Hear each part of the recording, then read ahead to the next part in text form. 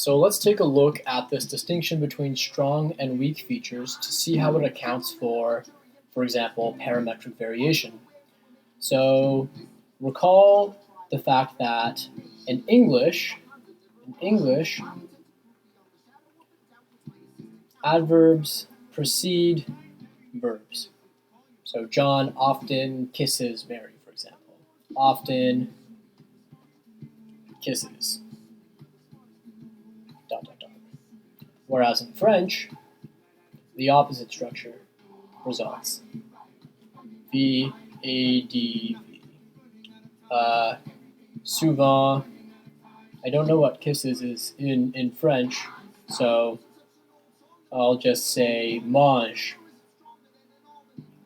The point that's important, though, is that we have this structure in English, ADV, V, and in French we have this structure, V, ADV. And so why did we have to propose a sort of parametric variation here? Well, simply because there's this systematic difference between the two languages. Why is it a problem for our account of V to T movement? Well, because if V raises to T overtly, recall overt movement happens before transfer. If V raises to T overtly, then, so let me just draw this out really quickly. We have T here, our adverb here, and our verb here. And of course, this is a very simplified structure. But if V raises to T overtly, then we will always have this structure in which the verb precedes the adverb, as it does in French. So that's a problem. And one solution was to say that there's a parametric difference between English and French. So in English, the parameter is set such that T lowers to V, whereas in French, T lowers to V, whereas in French, V raises to T. But I hope you can start to see how we can account for this fact on the basis of strong and weak features. So let's take a look at that. If we have a fully drawn structure, let's just do the English case for now. T bar, T, A, P, A bar, A, VP, V bar, V, kisses, DP, Mary. So this is often, John. Okay, so John moves to the specifier of TP. And then what happens with V? So in the principles and parameters approach, we said that it must incorporate with T somehow in order to fill this morphological requirement that T be, well, phonologically realized. But of course that can't happen, because if it did happen, we would get the structure John kisses often Mary. So again, the parametric idea was that, okay, well maybe T lowers to V. And in fact, that was also the approach that early minimalist accounts offered.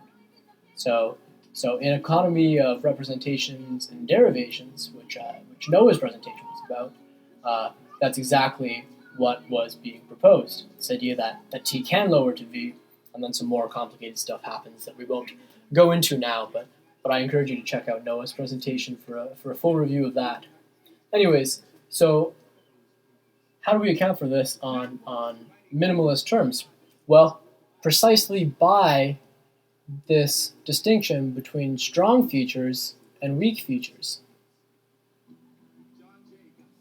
So suppose that the feature on T that needs to be checked is some sort of plus V feature, right? T has this plus V feature that requires the verb to move up to T in order to be checked, and so the plus V uninterpretable feature can be deleted. Now, suppose that this is weak. Suppose that this is a weak feature in English. Then what happens is this movement does not have to happen overtly, but instead it can happen covertly after transfer. So after this structure has been sent out, John often kisses Mary, then the verb can raise to T in order to delete this plus V uninterpretable feature. And so, well, why should it wait till this point? And the answer is kind of mysterious. It's an interesting thing to think about, but it's been dubbed appropriately, I think, procrastinate. Procrastinate. And the idea behind procrastinate is that things don't have to move, don't move until they have to. So don't move until required. So in other words, if you can wait until after transfer to move, then you should. Correspondingly, if the feature on T is strong, as for example we would suppose in French, then the verb would have to raise overtly before transfer. And the corresponding structure would in fact have the verb-adverb relationship.